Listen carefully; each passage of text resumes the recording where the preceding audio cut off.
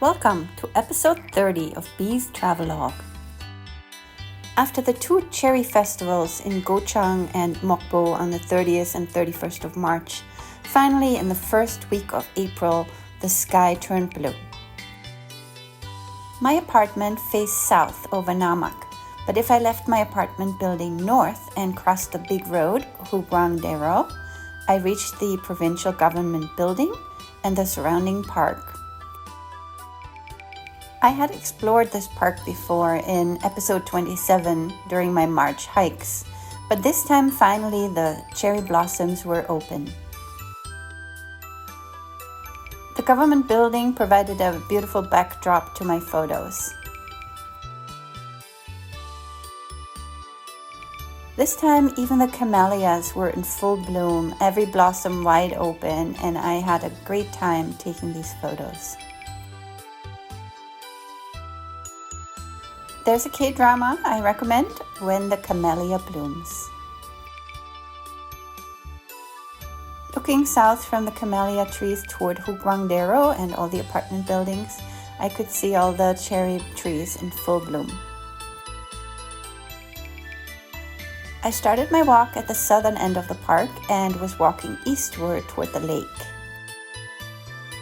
Here I found a beautiful pink tree and had a wonderful view of all the buildings in the distance and the cherry trees below them.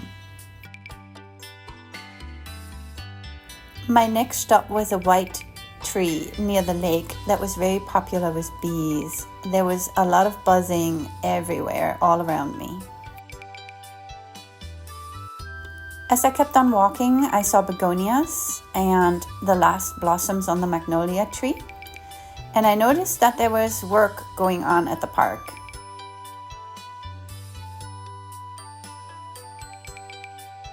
I found another pink tree at the northern end of the lake and enjoyed the view looking across toward my own building. It's the building on the right in this photo here. At this part of the park, where there was a lot of grass, I noticed yellow butterflies chasing each other. And I stayed for a long while trying to capture them on video, but they were really small and it's hard to see.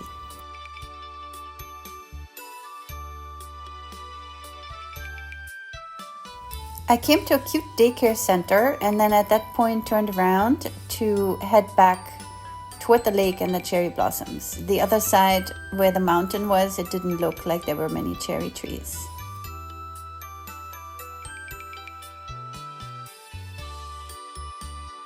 There were several bridges, and together with the cherry blossoms and the bright blue sky, the mountain or the buildings in the background, I thought everything looked very picturesque.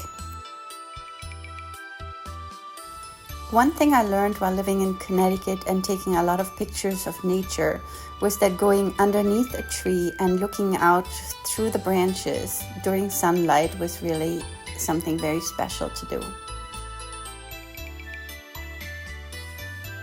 I was back at the eastern end of the park where I had come down from the mountain during my March hike and reached the lake where I found the pair of geese again.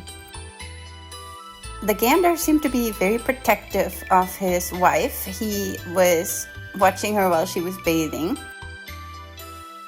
It was a morning walk. I had to go back to my apartment to get ready for lunch and go to school at 2 p.m. So I was heading back around the lake. I saw the huge koi again, different colors, and it was very clear this time with the bright sunlight. You can see how huge they are if you look at the little waves and then compare their size. I came through a small hill and bamboo grove back to where the turtles and geese were resting. Even from the sidewalk, the view was still spectacular and very beautiful. Back in my apartment, I started taking pictures of the construction on the parking lot, which was clearly necessary, but very annoying early in the morning. The following Saturday started out overcast again. It was April 6th, and I was still very much trying to see more cherry blossoms. I took the bus and went slightly south and a little bit west I got off at Namak Road, the other big road that was leading through Namak, through the southern end. The cherry blossoms were still beautiful, but as you can see, it was overcast and not a really good day to take pictures. I ran into one of my students riding his bike with his friends, and then I came to this monument. I believe this was another monument commemorating the sacrifices that Koreans have made during the war or the democratic movement. I climbed the hill behind the monument, looking for views and looking for cherry blossoms. Without sunlight and still not many leaves on the trees, this area was a little bit forlorn looking and not as spectacular. I continued until I got to this beautiful view. I came down from the hill to see the cherry blossoms up close. At that point, the sun started to come out and the sky was turning blue. So instead of turning home, I kept on walking toward the Peace Park in Hadang, where I had been before.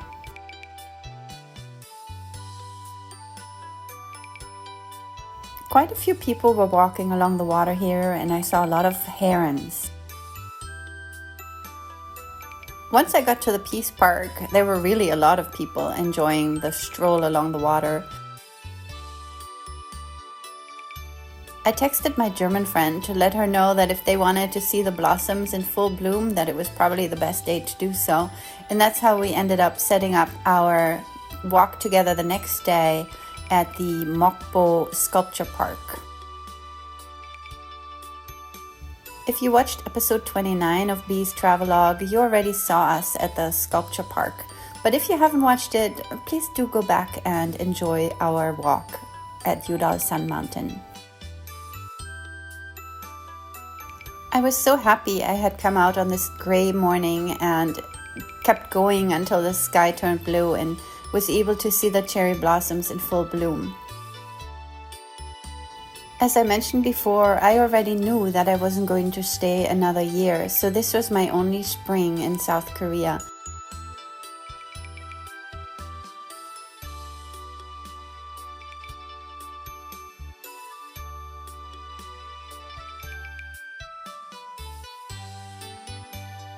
The sun was starting to go down and the colors were changing, so everything turned really pretty.